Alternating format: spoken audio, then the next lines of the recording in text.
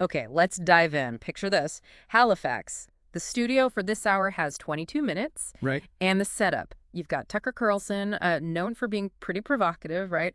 Stepping right into, well, let's call it the lion's den. Yeah, facing off against Mark Carney, who was prime minister then. Exactly. You could almost feel the tension, the anticipation, these two very different figures about to clash, and all in front of this, diverse Halifax crowd. What was your immediate thought on just the drama of it all? Well, it's inherently dramatic, isn't it? You have Carlson bringing his specific, very confrontational style into a Canadian setting to challenge Canada's leader. And that Halifax audience, just regular Canadians, they become this crucial background, this sort of crucible for the whole ideological fight. Totally. And for this deep dive, we're really zeroing in on the main arguments, the core clashes between them. We're working from material describing the event. Right. And our mission really is to pull out those key flashpoints. Elections, trade, free speech, immigration, and Canada's global role, even unity. And Carney's responses, crucially. Yes. Understand Carney's side. Think of this as, like, your shortcut to grasping this pretty significant moment in Canadian political talk. If we look bigger picture, why unpack these specific clashes? Well, zooming out, understanding these arguments gives you a window into the bigger conversations happening in Canada, right? About its identity, its place in the world, the basic principles holding it together. Okay. And the fact it was on TV adds that, performative layer. But the issues underneath, very real. So let's jump right in. First big one, election integrity. Always a hot topic. Yeah. According to our sources, Carlson went straight for it. Accused the Liberals, Carney, of basically deliberately wrecking Canada. Strong words. Strangling the people's voice, turning democracy into a sham. You can just picture the room murmurs, maybe some worried looks, but definitely intrigue. What strikes you about how Carlson framed that?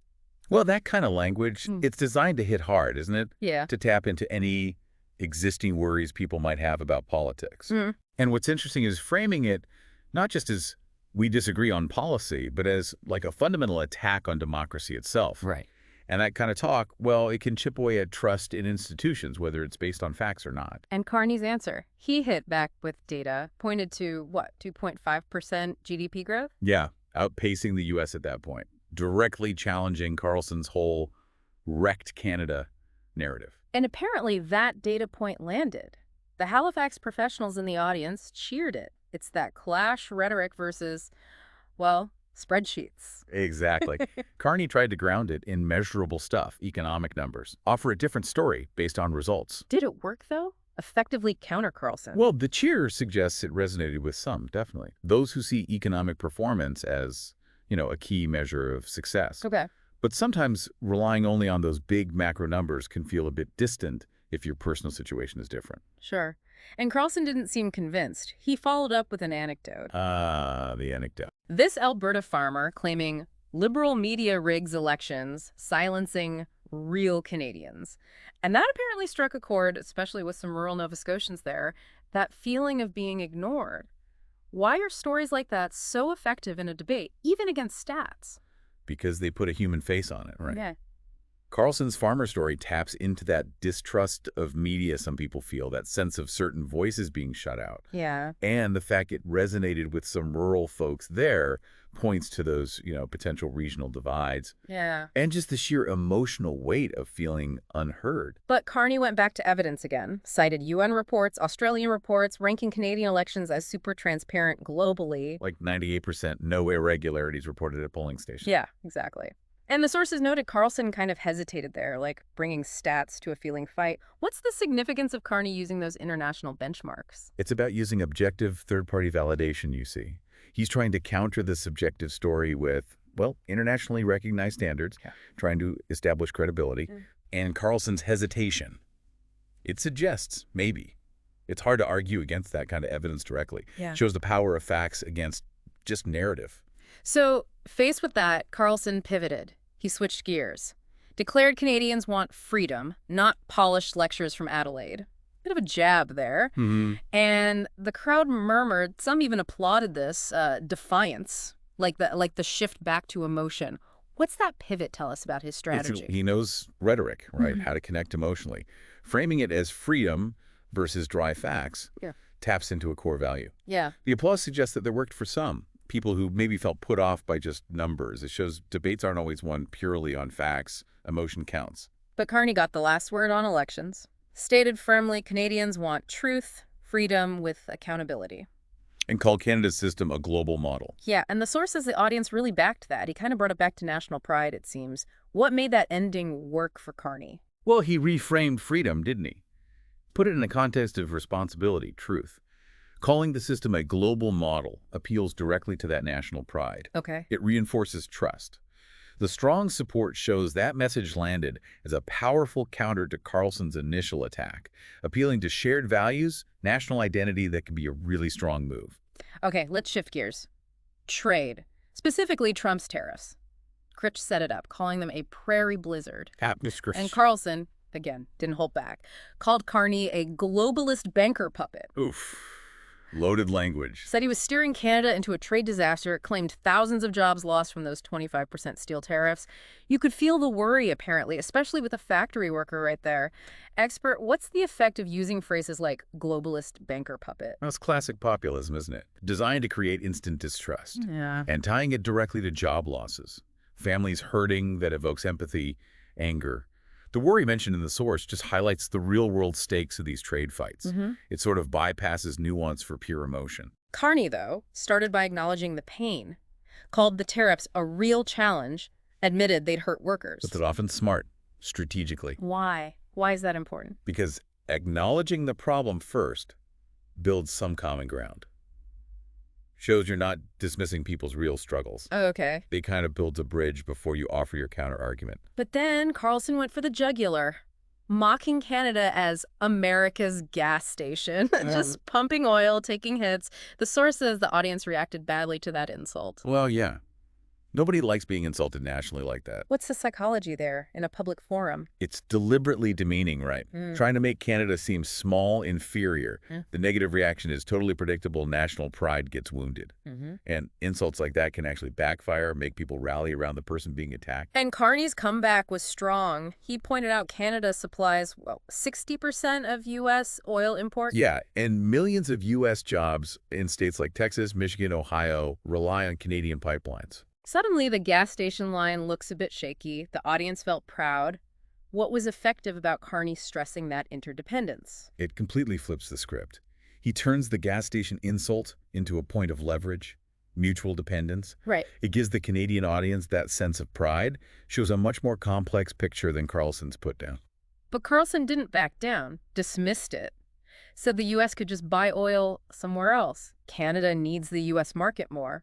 Back to that power imbalance idea. He keeps returning to that, doesn't he? Canada's dependence. Why do that? It's a tactic. Minimize your opponent's strength, emphasize their vulnerability.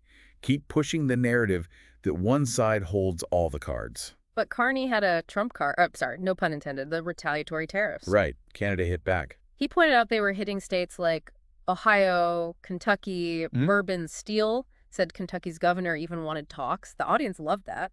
Why mention specific states, the governor? That's crucial. It shows Canada wasn't just taking it. It was pushing back, causing actual pain in key U.S. political areas. It shatters that helpless gas station image, the audience enthusiasm. That's pride in effective resistance. Shows even smaller players have levers to pull. Carlson then tried to shift blame. Claimed Canadians were losing homes because of Carney's policies, not Trump's tariff. But the source mentions murmurs about rising costs, so that touched a nerve. Yeah. Why is connecting policy to something so personal, like losing your home, so effective? It's a classic political move, redirecting blame domestically. Tying it to rising living costs taps into real anxieties people have. The murmurs show it resonated. Personalizing economics makes it immediate, emotional. And Carney's answer. Billions invested in housing, boosting local manufacturing. Back to concrete actions. How well does that work, countering accusations with specific initiatives? Well, it aims to show the government is doing something about those economic pressure. Right. Highlighting investments in housing, manufacturing, it's an attempt to show proactive steps, offer sense of action, a plan, directly addresses the concern. Okay, let's tackle free speech. Critch called it hotter than a July day in Calgary. Fair enough. Carlson came out swinging again. Canada as a dictatorship, gagging people. Specifically mentioned the Freedom Convoy, the jailed trucker.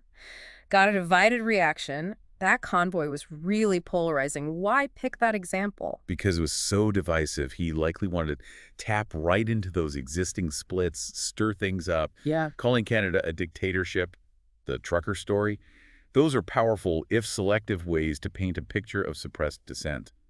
The split audience reaction just shows how differently people saw the convoy. It lets them connect with those who thought the government overreacted.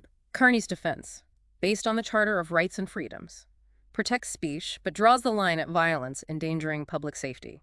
A very principled, legalistic approach. What's the strength of using something like the Charter there? It gives a legal and philosophical grounding to the government's actions.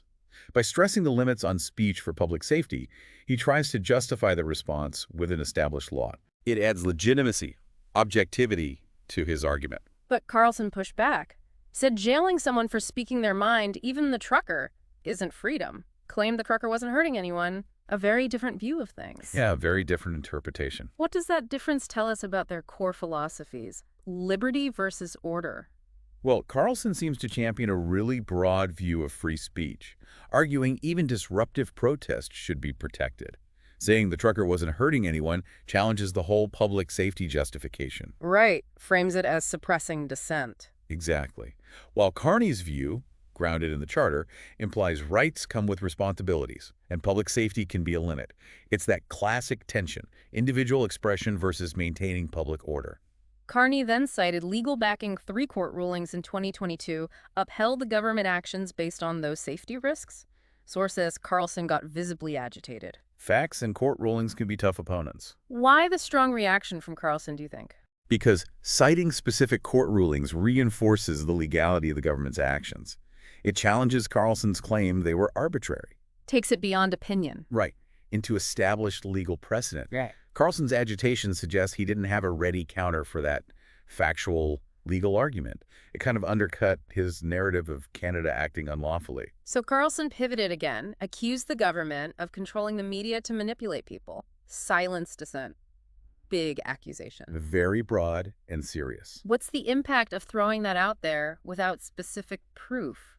Well, it taps into general concerns people might have about media bias, government influence. It's a common theme. Sure. Can resonate with people who feel their views aren't represented. But without specifics, it risks sounding like just a generalized complaint, hard to pin down. And Carney called him on it directly. Show me evidence or stop spinning tales. Pretty forceful. Direct challenge. Source noted Carlson hesitated again. What's the value of demanding evidence like that? It puts the burden of proofs squarely back on Carlson. By demanding evidence, Carney undermines the credibility of just throwing out accusations, reinforces the need for facts. Carlson's hesitation suggests maybe he didn't have that evidence ready, weakening his position. Carney wrapped up free speech saying freedom means building a society where everyone's voice is heard safely. A more inclusive take, maybe? It's definitely a more nuanced definition than Carlson seemed to imply. How does it contrast? Carney's framing emphasizes balancing expression with safety and inclusivity.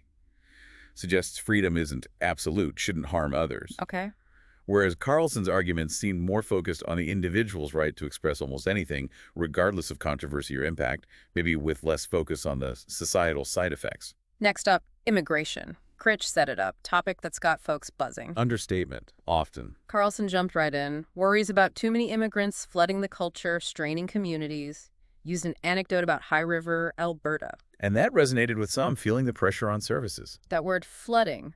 What effect does language like that have? It's highly evocative, isn't it?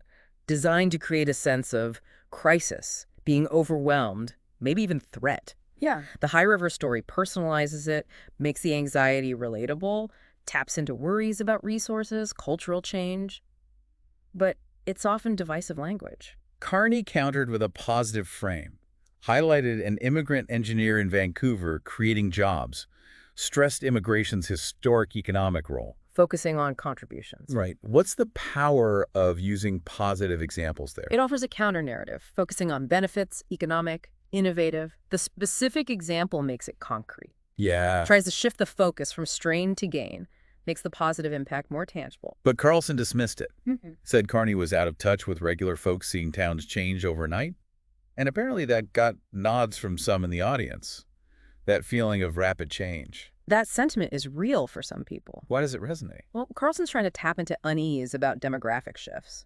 saying Carney's disconnected aims to undermine his credibility. The audience agreement shows those anxieties exist. Maybe a feeling of losing familiarity or a real strain on local services. Carney then talked about his own experiences walking streets, talking to people, said Canadians want unity, more personal. Trying to bridge that gap. How effective is that? Emphasizing personal connection, shared values on divisive topics. It can be effective. Referencing direct interactions tries to counter the out-of-touch narrative. Stressing unity aims to push back against division, find common ground. Build trust? Yeah, connect on a human level. Carlson, though, doubled down. Said Carney's policies were tearing communities apart, making people feel like strangers. Direct contradiction. Stark contrast, yeah. What does that suggest about how they see immigration's social impact? Carlson sticks to his narrative of fragmentation, suggests immigration leads to alienation. It's a direct challenge to Carney's unity message. Reflects really different basic assumptions about integration, diversity's impact. Carney then dropped another data point. Immigrants contributed 20% of GDP growth last year. Back to economics. How persuasive is that in a debate touching culture, society? Well, it tries to bring an objective measure of economic impact. Quantifying contributions shifts focus from social strain to economic benefit. But does it work? It can be persuasive, especially for those focused on the economy, but it might not fully address the social or cultural anxieties Carlson and some audience members raised. Carlson's final shot on immigration. Carney can't hide the chaos, locals are fed up. Strong, accusatory finish. Yeah, ending on a negative absolute note like that is a rhetorical tactic. What's the impact? It tries to leave a lasting impression of disorder, dissatisfaction, solidify his viewpoint, maybe overshadow counterarguments. But Carney ended more optimistically. No chaos, just progress. Short, direct. Concise rebuttal. Why is ending positively often effective? It directly counters the negative frame with a forward-looking one. Progress offers a contrasting vision. Immigration as a positive force can leave the audience with a sense of hope, a better overall feeling. Then the talk shifted to Canada's global power. Critch asked, where do we stand? The big picture question. Carlson immediately mocked Canada, America's backyard, called Carney the G7 gardener. Audience didn't like that. No, those dismissive metaphors. What's the implication of framing it that way? It's meant to undermine Canada's world standing, painted as purely subservient to the U.S. The negative reaction shows strong national pride, a rejection of that view. It's offensive, really. Carney's response was robust. Pointed to $1.8 billion for Ukraine, NATO leadership, global trade leadership, real examples. Tangible stuff? How effective is countering broad put-downs with specific actions? Very. Highlighting concrete actions, leadership roles provides evidence against the dismissive talk, shows Canada's active, significant contributions, grounds it in facts, not just rhetoric. But Carlson challenged that. Why couldn't Canada stand up to Trump's tariffs alone, questioning Canada's independent clout? It's a fair question about the complexities for a middle power. What are those complexities? Facing a superpower? Well, it raises real issues about international relations, asserting national interests when power isn't equal. How much can Canada realistically do alone against the U.S. behemoth? Carney answered by pointing out the retaliatory tariffs were hurting U.S. states, Ohio Steel losing contracts, back to Canada having leverage. Right. Why stress the impact on the U.S.? Because citing those specific negative impacts on U.S. industries shows Canada isn't powerless, that it can use leverage, defend its interests, undermines that narrative of total subservience, shows strategic action. Carlson kept dismissing it, though. Canada, just a sidekick, a loyal puppy, really leaned into that subordinate image. He's persistent with those negative comparisons. What's the underlying message he's pushing? Just hammering that image. Canada as junior partner, lacking real independence or global sway, trying to resonate with skeptics, provoke a reaction based on pride. But Carney listed more leadership evidence, shaping global trade CETA Pacific partnerships. Involved in NATO, G7, driving climate talks. Painted a picture of active influence. How does being in these forums help a country's standing? Maybe quickly explain CETA and Pacific partnerships. Sure. CETA is the big trade deal with the EU. Pacific partnerships involve trade deals with Asia-Pacific nations.